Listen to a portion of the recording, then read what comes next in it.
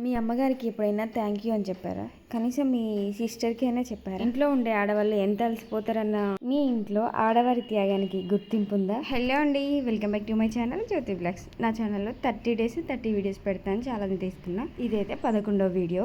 ఈ వీడియోలో ఈరోజు ఒక చిన్న విషయం గురించి మనస్ఫూర్తిగా మాట్లాడాలనిపించింది. ఒక ఇంటిని ఇల్లుగా మార్చేది ఆ ఇంటి గోడలు కాదు, ఆ ఇంట్లో ఉండే మనుషులు. ఆ మనుషులను ప్రేమతో ఆప్యాయతతో ఒకటిగా ఉంచడానికి ఎంతో కష్టపడేది చాలా కుటుంబాలలో మాత్రం అమ్మ లేదా ఇంటి మహిళ. ఉదయం సూర్యుడు రాకముందే అందరికంటే ముందుగా లేచి ఇంటి పనులు చూసుకోవడం, పిల్లల్ని చూసుకోవడం, వంట చేయడం, ఇంటిని శుభ్రంగా ఉంచుకోవడం, ఇలా ప్రతి ఒక్క పని ఇంట్లో ఉండే అన్ని పనులు అమ్మనే చేస్తుంది. ఇంకా కుటుంబ సభ్యుల అవసరాలు గుర్తించుకోవడం, ఇవన్నీ వాళ్ళకి ఏం కావాలి ఏంటి అనేది సౌకర్యంగా చూసుకునేది కూడా అమ్మనే. ఇవన్నీ అమ్మకు గుర్తింపు లేని పనులే అని చెప్పాలి. ఇంకా చెప్పాలంటే చాలాసార్లు గుర్తింపు లేకుండానే చేస్తూ ఉంటారు. అయితే ఒక్క విషయం మాత్రం గుర్తుంచుకోవాలి, ఇంటి పని ఒక్కరి బాధ్యత కాదు. అవకాశం ఉన్నప్పుడు కుటుంబంలోని ప్రతి ఒక్కరూ సహాయం చేయొచ్చు. అలా సహాయం చేస్తూ ఇంట్లో పనులు హెల్ప్ చేస్తే ఆ ఇంట్లో ప్రేమ కూడా పెరుగుతుంది.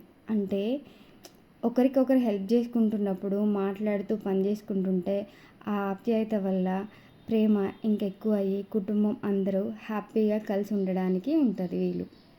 కానీ అవన్నీ చేస్తామా? టైం దొరికినప్పుడు ఫోన్ చూడడం, టీవీ చూడడం, చాట్ చేయడం, ఫ్రెండ్స్తో మాట్లాడడం, అవి చేశారు. దగ్గరకు వచ్చి అమ్మ ఏదైనా పని చెప్పినా, ఏదైనా ముచ్చట చెప్పినా కూడా సరే అని చెప్పేసి నెగ్లెక్ట్ చేస్తూ ఇంకా ఫోన్లో బిజీగా ఉంటారు. చాలా వరకు ఇప్పటి రోజులలో అయితే మాత్రం అలానే ఉన్నారు. మీ భార్య కానీ మీ అమ్మ కానీ ఇంట్లో పనులు చేస్తూ సడన్గా మీరు ఇంట్లో ఉన్నప్పుడు దగ్గరికి వచ్చి ఏదైనా ముచ్చట చెప్తున్నప్పుడు మీరు పని చేయకపోయినా ఏం కాదు, కానీ తన మాటలు వింటూ తనని రెస్పెక్ట్ చేయండి. అమ్మ చేసే త్యాగానికి, భార్య చేసే త్యాగానికి డబ్బులతో కొనలేం ఒక చిన్న థ్యాంక్ యూ అని చెప్పడం తప్ప. ఎలా అంటే భార్య ఎంత ప్రేమతో వంట చేస్తుంది, పెట్టినప్పుడు సైలెంట్గా తినడమే కాకుండా తిన్నాక బాగుంది అని ఒక మాట చెప్తే చాలు చిరునవ్వుతో తను చాలా సంతోషపడుతుంది. అంతసేపు తన కోసం చేసిన కష్టం అంతా మర్చిపోతూ ఉంటుంది. బాగుంది, చాలా బాగా చేసావు అన్న మాటతో ఎంతో సంతోషాన్ని ఇస్తుంది.